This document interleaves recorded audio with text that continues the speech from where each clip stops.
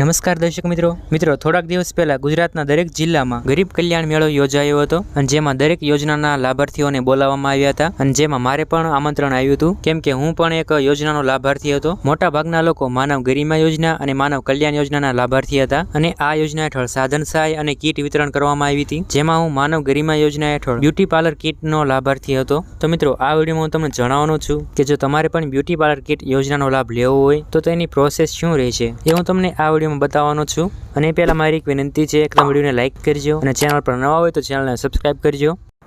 તો મિત્રો તમને ખબર ના હોય તો હું તમને જણાવી દઉં કે મને જે બ્યુટી પાર્લરની કીટ મળી છે માનવ ગરિમા યોજના હેઠળ, તો મિત્રો એ યોજના હવે બંધ થઈ ગઈ છે। આ માનવ ગરિમા યોજના પીએમ વિશ્વકર્મા યોજનામાં સમાવેશ કરવામાં આવ્યો છે અને જો તમારે પીએમ વિશ્વકર્મા યોજનાની માહિતી લેવી હોય તો એના વિશે મેં અલગથી વિડીયો બનાવેલો છે, જે વિડીયોની લિંક ડિસ્ક્રિપ્શનમાં આપી દઈશ। અને હવે જો બ્યુટી પાર્લર કીટ યોજનાનો લાભ લેવો હોય તો તમે માનવ કલ્યાણ યોજના હેઠળ લાભ લઈ શકો છો। બંનેની પ્રોસેસ સરખી જ હતી પણ હવે થોડીક અલગ પ્રોસેસ કરવામાં આવી છે। સૌથી પહેલા એ કે જો તમારે આ યોજનાનો લાભ લેવો હોય તો તમે આ યોજનાની પાત્રતામાં આવતા હોવો જોઈએ। હવે કઈ પાત્રતા છે એ ચાલો જોઈએ।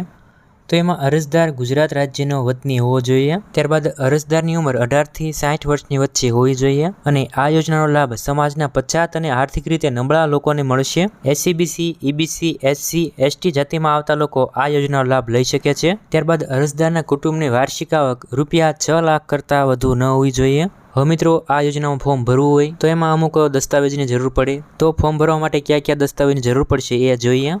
તો મિત્રો ડોક્યુમેન્ટ્સમાં આધાર કાર્ડ, રેશન કાર્ડ, જાતિનો દાખલો, આવકનો દાખલો, ચૂંટણી કાર્ડ અથવા એલસી અથવા PAN card, passport size photo, E Shram card અને સ્વઘોષણાપત્ર। અને મિત્રો છેલ્લા 2 ડોક્યુમેન્ટ્સમાં અમુક લોકોને પ્રશ્ન થશે કે આ ડોક્યુમેન્ટ્સ ન હોય તો ક્યાંથી મળશે? તો મિત્રો ઈ શ્રમ કાર્ડ એ તમારા મોબાઈલથી જ ઓનલાઈન ફોર્મ ભરી ઈ શ્રમ કાર્ડ મેળવી શકો છો।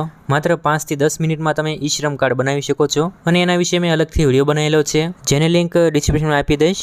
અને આ સ્વઘોષણાપત્ર જે નાનું એવું ફોર્મ આવે છે જેની વિગતો ભરી અને ઓનલાઈન અપલોડ કરવાનું હોય છે અને એ ફોર્મ કઈ રીતે એના વિશે મેં અલગથી વિડીયો બનાવેલો છે, વિડીયોની લિંક ડિસ્ક્રિપ્શનમાં આપી દઈશ। હવે મિત્રો એ પ્રશ્ન કે આ યોજનામાં ફોર્મ કઈ રીતે ભરવું, તો મિત્રો આ યોજનામાં ઓનલાઈન ફોર્મ ભરવાનું રહેશે। ઈ કુટીર વેબસાઇટ ઉપર ઓનલાઈન ફોર્મ ભરવાનું રહેશે અને ફોર્મ ભરવાની અમુક સમય મર્યાદા હોય છે। દર વર્ષે 1 મહિના માટે આ ફોર્મ ભરવાના ચાલુ હોય છે અને દરેક વર્ષે આ ફોર્મ ભરાય છે। તમે જાતે પણ આ ઓનલાઈન ફોર્મ ભરી શકો છો અને એના વિશે પણ મેં અલગથી વિડીયો બનાવેલો છે, લિંક ડિસ્ક્રિપ્શનમાં આપી દઈશ। તો જ્યારે પણ આ યોજનામાં ફોર્મ ભરવાનું ચાલુ થશે ત્યારે હું મારા વોટ્સઅપ ગ્રુપમાં મેસેજ કરીશ, તો અત્યારે જ વોટ્સઅપ ગ્રુપમાં જોડાઈ જાઓ અને જેમાં તમને ઉપયોગી માહિતી મળતી રહેશે। વોટ્સઅપ ગ્રુપની લિંક ડિસ્ક્રિપ્શનમાં છે, ત્યાંથી જોઈન થઈ જજો। વિડીયો કેવો લાગ્યો કોમેન્ટ કરજો, વિડીયોને લાઈક કરજો અને ચેનલને સબસ્ક્રાઈબ કરજો।